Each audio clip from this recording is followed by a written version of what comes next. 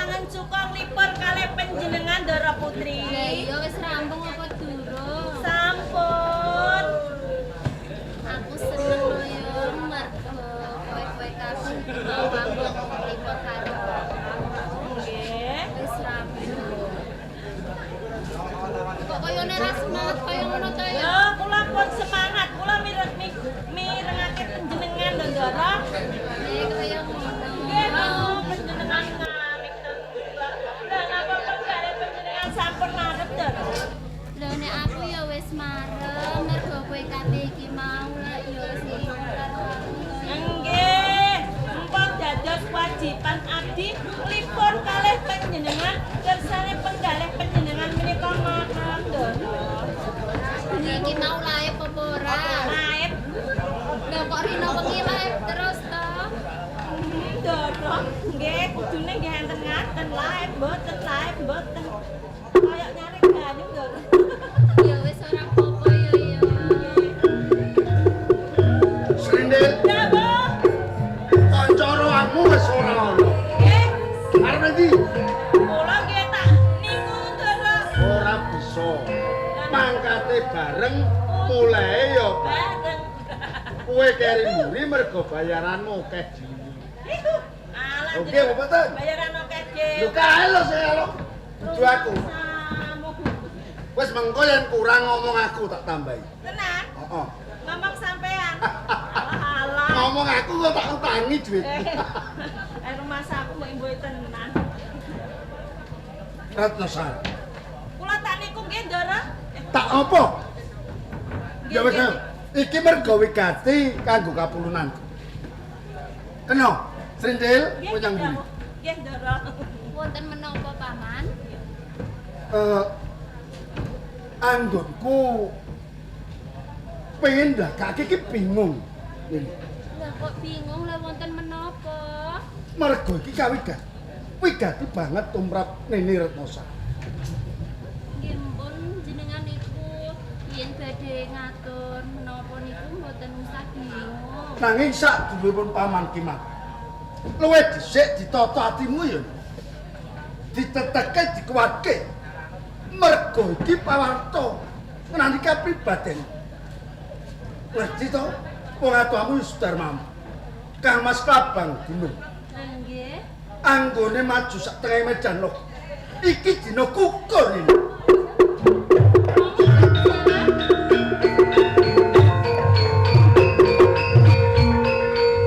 Jenengan niku ampun goro. Lho kok goro piye?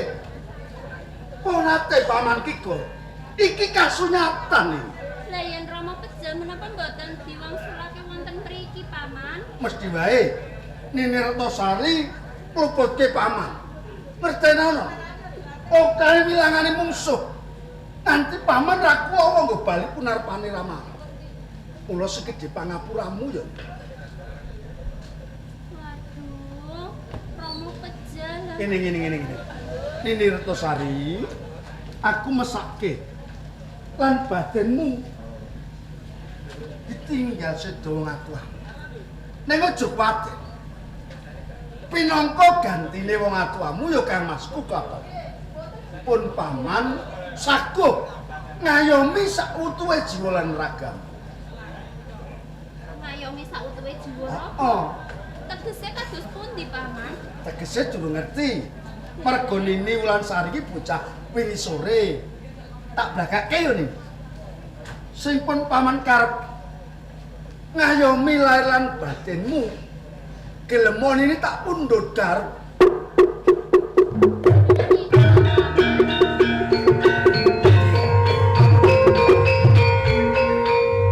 Tumeka wonten mriki. Oh. Maringi kabar lelayu. Bener. Kok malah ajeng mundhut garwa.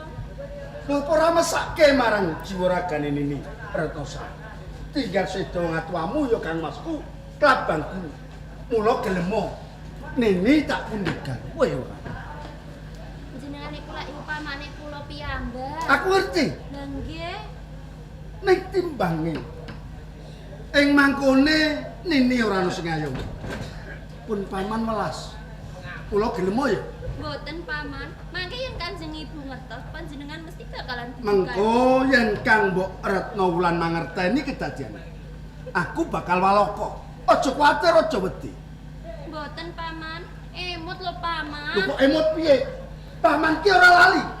Paman yo waras. Mergo aku tresno karo Nini. Nanging mboten lumrah to, lha wong kula niki ponakane panjenengan piyambak. Saiki sing ora lumrah dige lumrah gelem ya. Mboten. Gelem ya. Gelem ya.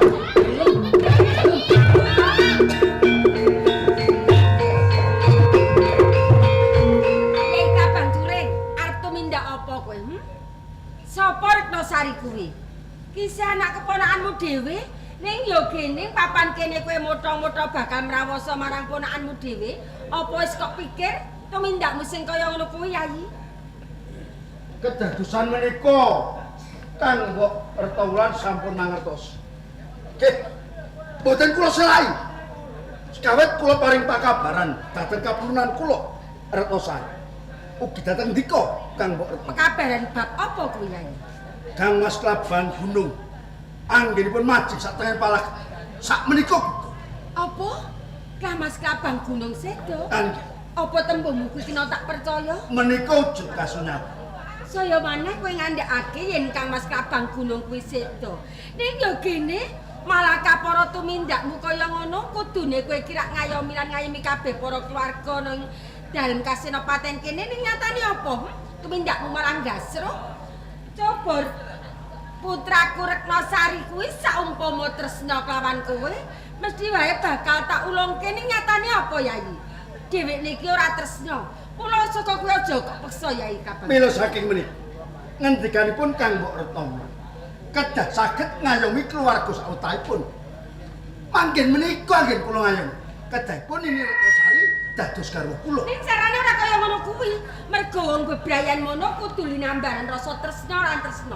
Senajan to sliramu kuwi tresna marang putraku ning nyatane apa? Dhewekne ora ngimbangi katresnanmu mula aja kok peksa. Waton aku isih urip aku sing dadi pepalangi. Menawi tasih ewuh pakewuh dhateng Kang Mbok Retno Wulan. Ing mriki kula nembung dhateng Kang Mbok Retno Wulan. Retnosari kula pundhut pinangka garwa. Sing lakoni kabeh mau Retnosari nanging nyatane apa? Putraku ora tresna marang sliramu. Kula aja kok peksa, Yai Kabang Juring. Golek wong wadon sak liyane putraku wae. Ing mangkene babakan Retnosari gampang. Kula pengin miren piyambak pawangsulanipun Kang Mbok Retno Wulan. Angsal napa mboten? Ora, aku sing dadi pepalangi mergo putraku ora tresna marang sliramu. Mboten angsal. Ora? Sesantinipun Kang Mbok awaton Kang Mbok tesih gesah. Mboten badhe kelampahan Klabang Juring anggarwa Retnosari. Kowe bener, Yai, mergo aku ki wong tuane. Nggih, mboten napa-napa. Kula nglenggana lepan. Jenengan tega paman.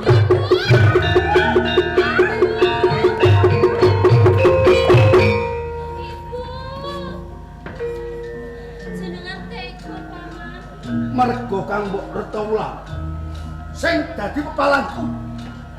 Aku pengen duweni karo Mula Retnosari. Cukup ibumu lan ramamu sing dadi pangorban. Gelem tak pundhut garwa ya. Mboten paman, jenengan ampun maksa kados ngoten to paman. Oh, kok ayune ngene. Gelem, Mboten. gelem, Mboten. gelem, gelem, gelem.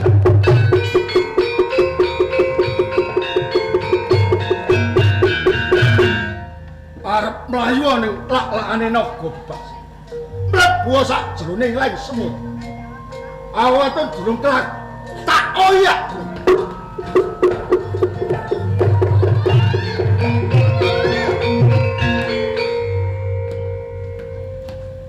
Sedulur, kok nganti kowe keplayu lonjong mimis keringetmu deleweran, ambekanmu krenggosan. Apa satenane ana kewan galak arep mangsa karo kowe? Ora kewan galak sing arep mangsa karo aku. Satenane sapa sing dadi jeneng? Aku Retnosari. Retnosari. Heeh. Diwanoke, aku Rangga Gadung. Nganti kowe keplayu ra doyak karo kewan galak arep mangsa karo kowe. Banjur satenane nganti kowe keplayu ana apa, Retnosari? Aku dioyak-oyak karo pamanku. Dioyak-oyak karo bapa pamanmu. Banjur saka karepane Pamanku kuwi tresno karo aku nanging aku ora tresno karo paman. bapa pamanmu arep tresnani karo kowe. Apa ya ora kok elingke yen to kowe kapulunane dhewe kok dadak dheweke nelake rasa tresno karo kowe. Wis tak elengke malah ibuku kuwi dipateni karo pamanku. Ora mendo nanging saya ndadra nganti ibumu dipateni karo bapa pamanmu. Mula kuwi aku njaluk tulung karo kowe ya sedulur. Ratnasari, yen pancen pratelane kaya ngono, aku bakal tetulung karo kowe. Apa pawongane sing ngoyak karo kowe? Isih ngoyak ning mburi. Ratnasari Kapan sak mburi? Ratnasari.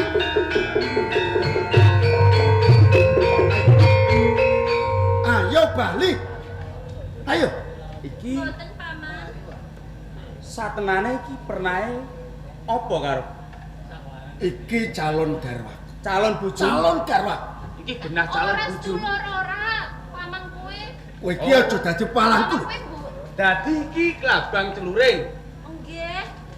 Klabang celuring. Sopo kowe? Aku Rangga Gadhing. Manut pratelane Retnosari, yen to kowe tresna karo Retnosari, tah mongko Retnosari kae kapulunanmu ya gene tega lan mentala kowe arep tresnani karo Retnosari. Ratnasari arep tak kapak-kapak ki. Ki pulanku dhewe. Tur meneh kuwi ora ana sambung rakete karo Ulansari. Pancen aku ora duweni sambungan apa-apa karo Retnosari, nanging aku nyawang kahanane Retnosari. Keduduk rasaning atiku aku kepengin tetulung karo Retnosari. Rangga Gadhing, Iya. kowe kepengin dadi pahlawan. Kowe pengen sabelo karo jiwa ragane Ratnasari. Pancen ra kler. Tak elingke mumpung dhewe. Kowe aja nganti dadi palange Senopati Klabang Cukur. Wis dadi tekating atiku, aku pengen tetulung karo Retnosari. Yen kaya ngono aja nyalahke aku. Yen nyawamu wal saka ragam. Ditempokne papan.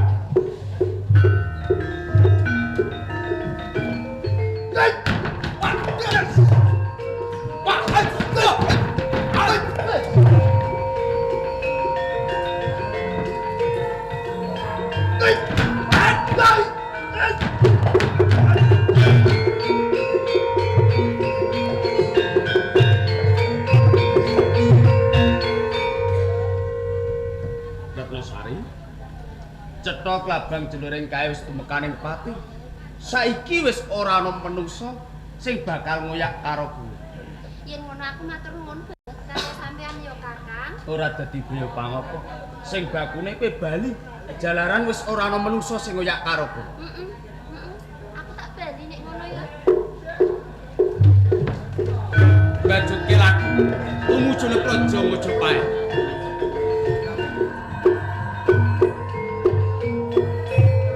Kakang Haryonan Arep dawuh. kadiparan menapa kraton Majapahit saged dipun bendung sarana laris saking tumindake Kakang Adipati Ranggalawe. Sinuwun, Sauger Ranggalawe dereng nglenggono perkawis bab alenggahan patih amangka bumi. Majapahit dereng saged tentrem sinuwun. Menapa inggih kados mekaten Paman Kenso? Leres sinuwun. Awit tatu penggalipun Toli Ranggalawe kiyambakipun boten kersa manunggal wonten Majapahit. Pangapunten dalem menawi to kula dereng saged anggeripih dumateng Ranggalawe. Mugi-mugi kemawon mendung kang angendanu peteng dedet lelimengan ingkang tumempuh ing kraton Majapahit saged enggal sirna. Biasanipun Senopati Heru ingkang saged mrantasi karya. Heru Klabang Celuring, Dawuh kula sinuwun. sliramu ki narya cucuk ing Nyayuda. Tetindhing para prajurit, kepiye Heru Klabang Celuring? Kepareng matur lepat nyuwun pangapunten dalam sinuwun. Kados padatanipun anggen kula njagi katentreman sak wanci-wanci wonten susulan prajurit ingkang gawe geger mangke kula ingkang badhe depan. Kaya Iki wis geger, lah ora kok susulan. Ya susulan meleh. Susul Dadi- sing nyusul sapa? Prajurit saking Tuban. Tuban iki wis pandegane Ronggolawe. Ora sanggup susul-susul. Yo nek malih meneh. iki tanggung jawab katentreman yang Mojopahit. Ndak pasrahke yang pundak kiwa lantangan yen ana parang muka saka Patmoncongoro apa sliramu saguh tanggung jawab yen Jonggo kula pinangka pangewan-ewan. yen pancen kaya ngono petrek-petrek saka njaba sapa kae. Amit, amit.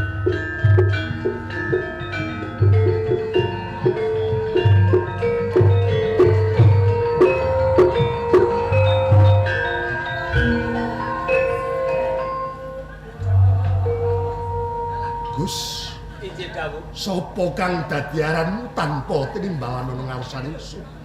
Panemiyak sagung para prajurit kang lagi wae sip. Kepareng kula matur suwun Prabu. Kula Rangga Gadung Rangga Gadung. saking Grojogan Sewu. Ngantos kula wani minggah wonten pendhape Praja Mojopahit. Kula kautus kalian Bapak Supomadrani ingkang supados nyaosaken pusaka Kiai Kolonadah konjuk panjenengan suwun Prabu. Kiai Kolonadah lambang keagungan ing kraton Mojopahit. Rangga Gadung. Injil. Kautus on saka ngarsaning Bapak Supomadrani. Injil. Yen kaya ngono mara gage aturke ana ngarsane ingsun.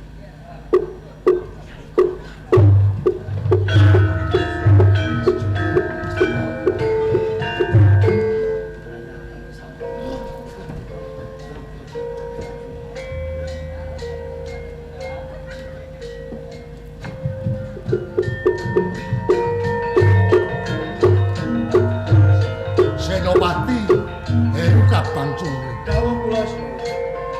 Sikilmu ki aja kok adangke to. Ngapunten. Punika Lan janani kula ngapusaken. Kaya apik-apik asal oblik. Iya nek. Senopati Rangga Gadung reh dene ingsun kuwi sesembahan ing Mojopahit. Bakal paring ganjaran marang kawula sapa wae sing gedhe darmaning tumrap Mojopahit kosok baline. Paring pidana marang kawula sing tumindak mengkang pernatan. Reh dene sliramu ngatonake lelabuh tumrap Praja Mojopahit iki dina ndak wini suda ndak angkat pinangka senopati ing Mojopahit.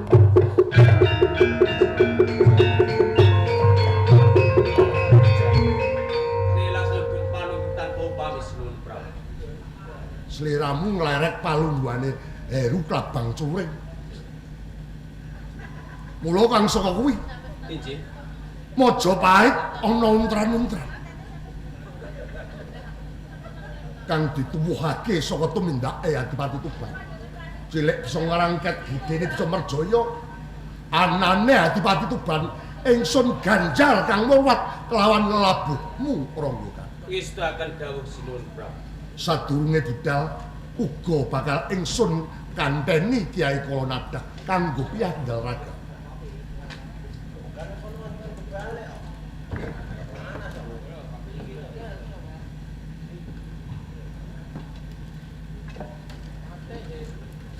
Ger orang kok Gadung. Dawuh kula paman. Saiki jeneng sira wis apangkat senopati. Mah para minangka manggalane yuda senopati ana Mojopahit. Mula tak jaluk jeneng sira kudu bisa mbedakake ngendi kewajiban lan ngendi lawan sedulur. Ngestaken dawuh. Tidak ke. Pareng nyun tambeng pangestu suwun Prabu. Duga-duga digawa den prayitna ngajak.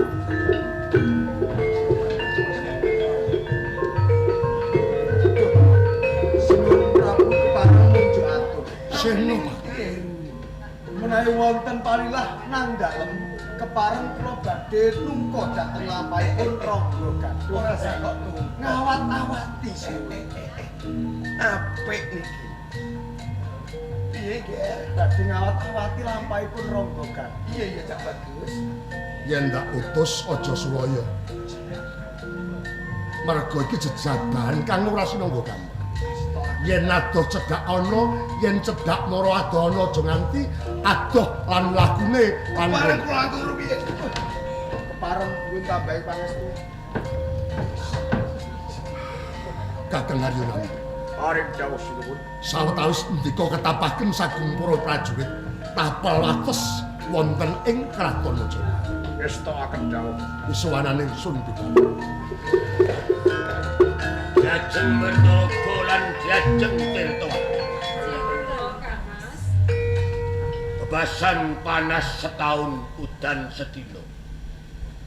Lelabuhaning Ranggalawe wiwit adeke Kraton Majapahit nganti Majapahit gayuh kencana rukmi.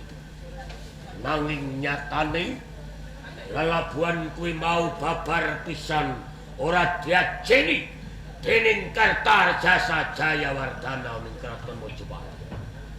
Mula seleksenan bumi langit ning Kabupaten Tuban lamun palungguhan patih hamangku bumi cih ditetepake harya nampi nganti jagat digulung Ranggalawe ora bakal tumuli sowan ana ing Kraton Majapahit nyembah marang dlamaaning Prabu Kartarjasa Jayawardhana.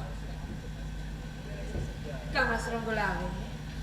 Ya, Kula minangka dados garwa dalem. Namung tansah ndherekaken menapa ingkang dados panjenengan kersakaken. Namung kemawon Kang Mas. Namung kepiye? Rumaos kekes raos sing marah kula. Menawi kula ngemuti dhateng pasumpenan kula Kang Mas. Kang sira nyumpena kepiye Jajeng? Ing rumaos kula panjenengan telah diajeng Tirtawati. Nembe kemawon nete baita sak tengahing samudra. Boten ngertosaken paraning dumadi. Dumadakan wonten ombak ingkang ageng ingkang nyambut dhateng baita ingkang kalan panjenengan. Sabanjure Kula kan diajeng Tirtawati menika saged dipun slametaken. Namung kemawon panjenengan menika ambyur kerem sak tengahing samudra jroning pariben Ranggalawe kenyot ombaing samudra.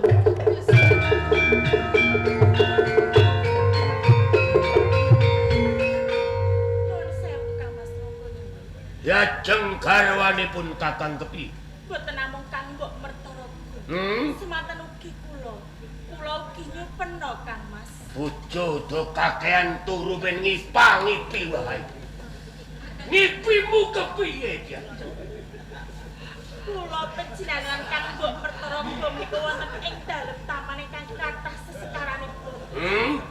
Dumadakan wonten peksi ingkang ageng. Ana manuk gedhe. Panjenengan kapita mabur lajeng dipun dawakaken ngantos ajur sak walang-walang Kang Mas. Kuwi lambang pepati, Jajeng.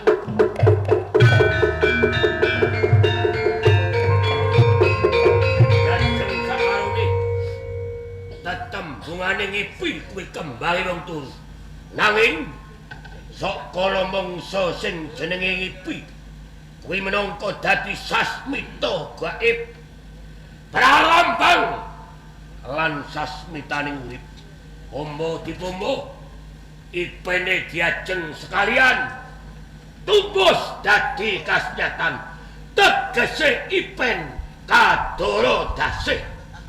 Ranggalawe kudu mati depaning bumi, njrep babah depaning lemah. Bakal tak temah krana Ranggalawe bela marang kabeneran. Ora lilo menawa Majapahit morat-marit karo patih abangku bumi dicekal wong bodho kaya dening nampi.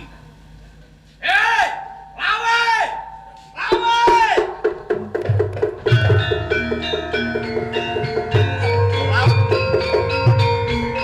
Kowe manungsa kejam manungsa wengis.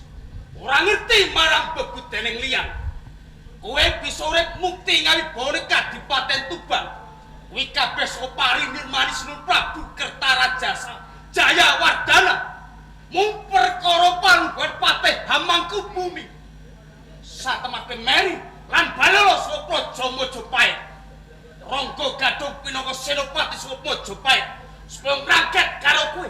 Yen kowe bongko mati saka tanganku, kowe helawe. Bagus. Bagus Ronggo Gadung.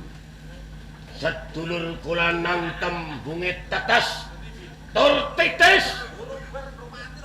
Luning ngaragit ukara. Cetha dak rungokake.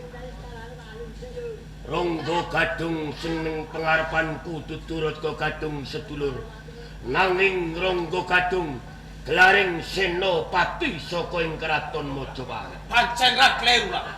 Ronggo Gadung tetep ana darmamu. Dinario senopati ana ing kraton Mojopahit. Nanging sadurunge Gadung dadi senopati, luwih dhisik Ronggo Lawe uga prajurit lan senopati agul-agul ana ing kraton Mojopahit. Dadi Ronggo Gadung durung tapi dadi kaya Ronggo Lawe. Nanging Ronggo Lawe wis tau dadi kaya dening Ronggo Gadung. Gadung Ronggo Lawe mbalelo ana ing kraton Mojopahit. Wani marang panguwasaning Kartarjasa Jayawardhana. Ronggo Lawe ora milik palungguhan patih Hamangkubumi. Ronggo Lawe ora kepingin ngelenggai dampar Kanalindran ana ing kraton Mojopahit. Nanging Ronggo Lawe mbalelo krana Ronggo Lawe ora lila menawa patih Hamangkubumi dicekel menungso mung sak nampi jalaran.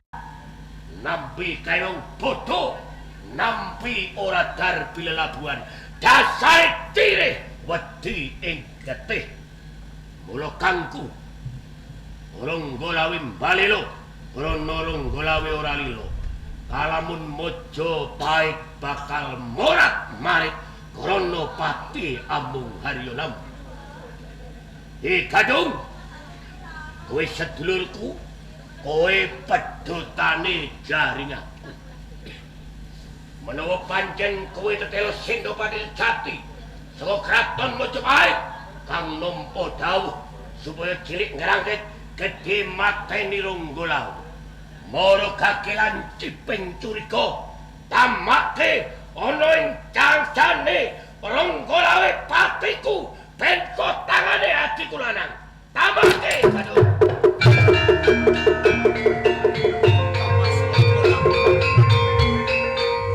Jebul panjenengan boten lepat Kang Mas Ronggo Lawe. Jebul tiang-tiang saking Praja Mojopahit ingkang lepat boten ngertos bebuten panjenengan Kang Mas Ronggo Lawe. Kang Mas Ronggo Lawe, Gadung, mugi panjenengan dados pasuksen. Bumi lan langit hanyeksen. Ronggo Gadung dados satriya balik. Kokekno Gadung.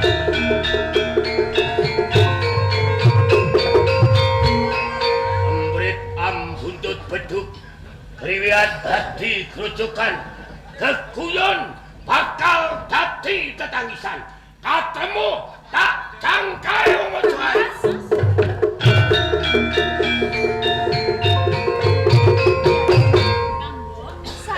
Kang Mas Ronggo Lawe, ayo mung gale sanggar pamuksan diaji. Monggo kula dherekaken. Dewa Mojopahit.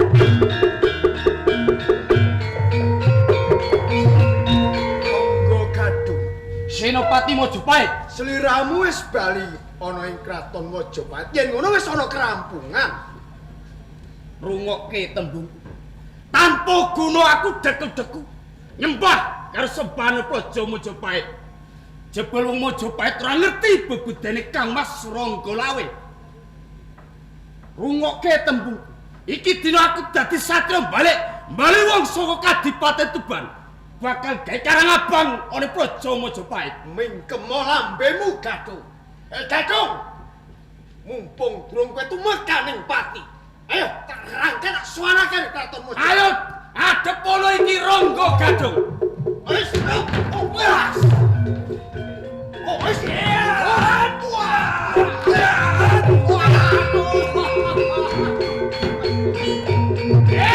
Mandek wong Mojopahit.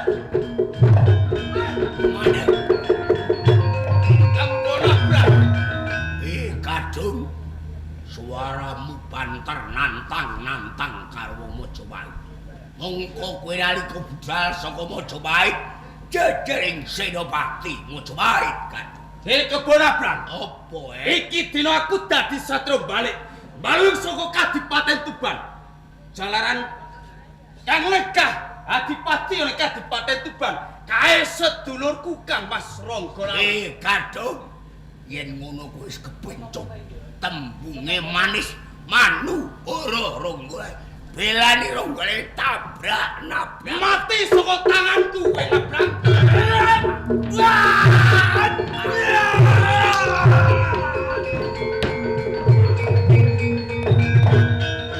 Aja pecat nyawa yen durung pengarepane lawe sedulurmu.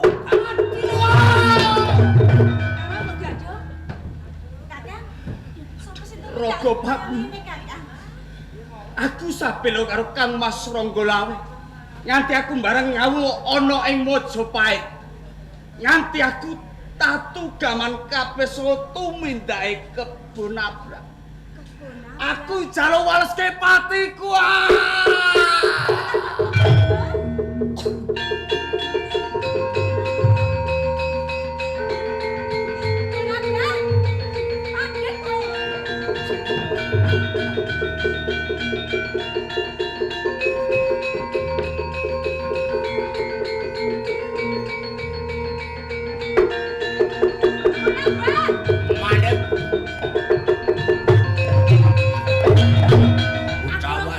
Wani nantang karo Nabrang.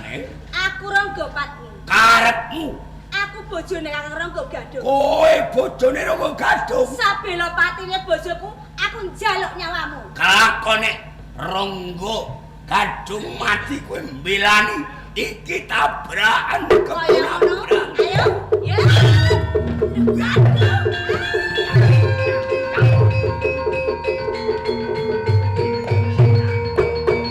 Ayo ngatono kowe lawe. Opo kowe nganti maju ana ing lanang kono. Gadung kepiye? Gadung wis mati, Kang. Ronggo Gadung gugur ning palagan. Bisa kok tumindake Kebon Abrang. Bali ana ing panti usada. Ora kuat, Kang. Aku njaluk Ronggo Patmi.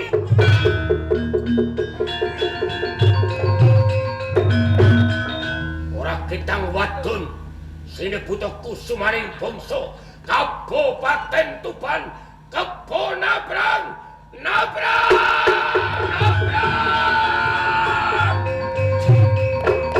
Hei Kebon Abrang, kowe wis wani ngumbar pepati musuh ora sapa-sapa. Iki Ronggolawe metu kowe Nabrang.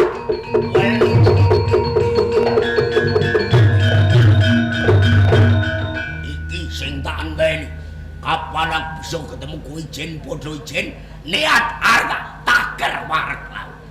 Kowe macan timbung Majapahit pancen nanging iki Singo Barong Kabupaten Tuban. Candra remet aku ampian.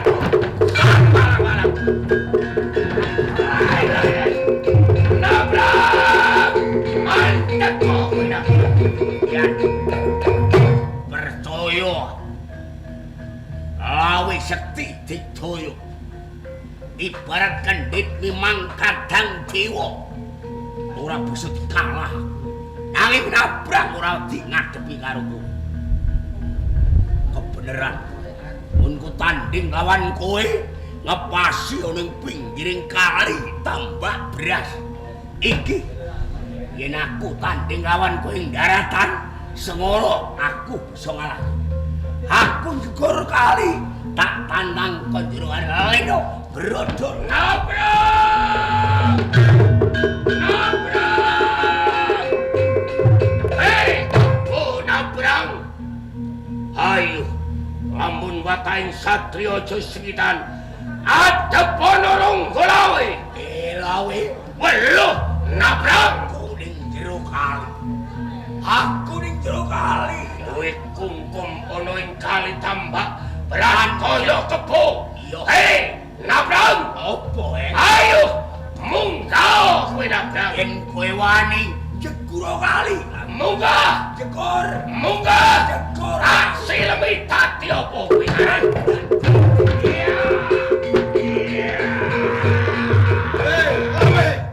Lawe.